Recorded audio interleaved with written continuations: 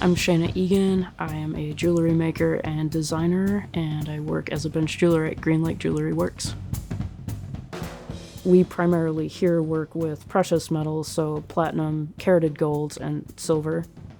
I don't think it's greatly different than other media. The fundamentals are the same, so composition, form, function, all of that remains the same.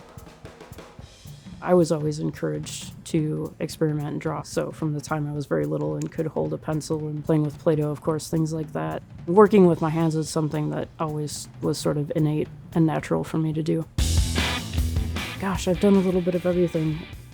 Guitar tech is probably the most influential job I had just because it was very early in my career and kind of set me up for what I do now. I did that for almost 10 years.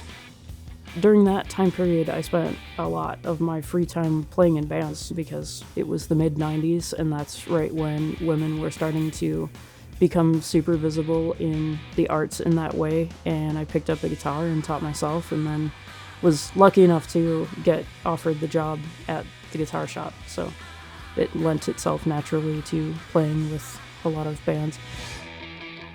In 2016, I moved to Seattle and then went straight into bench work. Design was always of particular interest to me, just in general, like being in the world, working with objects or tools and coming across things that aren't designed well and being frustrated with the way they function or didn't function, and that being such a large part of what metalsmithing is. It sort of overlaps between design, conceptual art, and craft.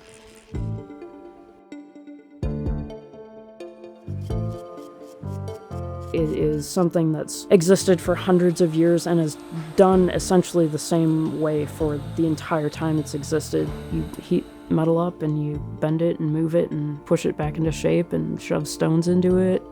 It's endlessly complex and there's always more to learn. In terms of teaching, I enjoy it because I am such a nerd and I am so passionate about it. I love watching someone get excited for themselves when they finally get a hold of a skill that they've been struggling with and they're like, no, I finally get it. And it happens and then they can just move forward with it. You think it's gonna go faster now that you've gotten a couple in there? I'm hoping so, now that I've kind of figured out how to get them in there and what to look for and yeah. We work at a nearly microscopic level. I mean, we work down to, especially when we're setting stones, you know, some of the stones we set are 0.7 millimeters in diameter. That's about the smallest that we go for something like a hidden halo next to a center stone.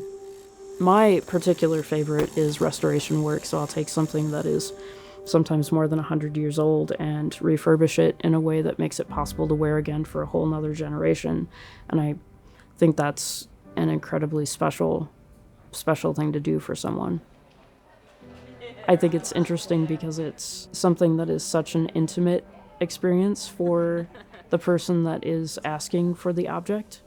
It's something you wear in your body sometimes every day, and so that way I think it's different than other arts. I think that's one of the things that was most brought to my attention being in school, watching people grapple with how to combine craft versus fine art, where fine art is typically like in the vein of conceptual art, so lots of big ideas and then trying to make that come through in the object, whereas craft disciplines are more oriented towards the function of something.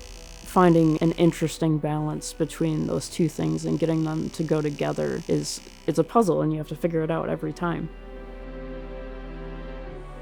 It is endless. You can keep going deeper on every level with it. You know, people spend their whole careers just dealing with gemstones or just with diamonds, or some jewelers are just engravers. They just embellish the surface of jewelry. I love to fabricate, so I love to take, you know, wire or sheet and turn it into something else, and in that way it is wonderful and terrible because you can never know all the things, but you always get to learn more.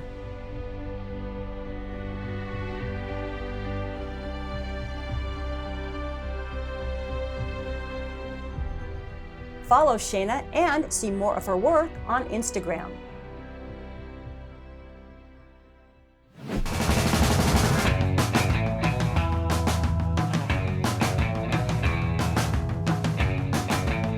Catch Art Zone Friday nights at 8 and anytime online at seattle.gov/artzone.